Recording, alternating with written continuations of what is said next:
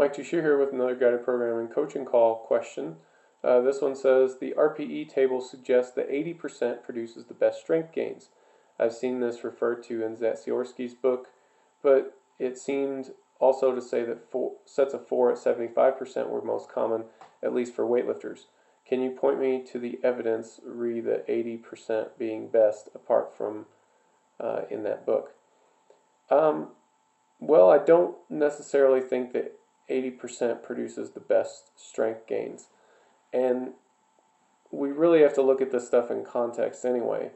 So if we were able to find some evidence to say that 80% does produce the best strength gains, the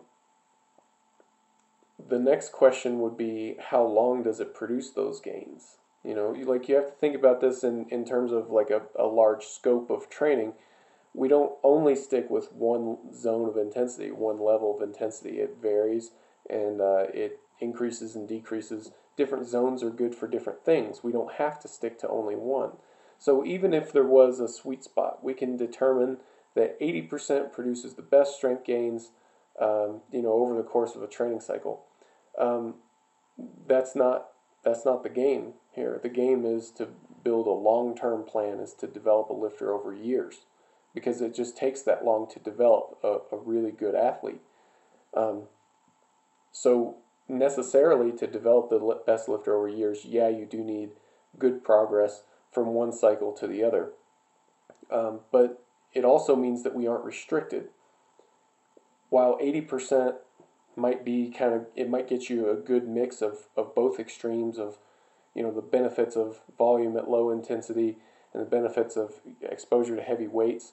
It actually comes with a pretty significant recovery cost as well. So what you see more and more in different training plans, especially in endurance sports, is a polarization of training. They actually won't train at those middle intensity zones because it comes with such a high recovery cost. They seem to concentrate more effort on very low intensity. The predominant bulk of their training volume comes from very low intensity training. And then there's a bit of very high intensity training and almost nothing in the middle.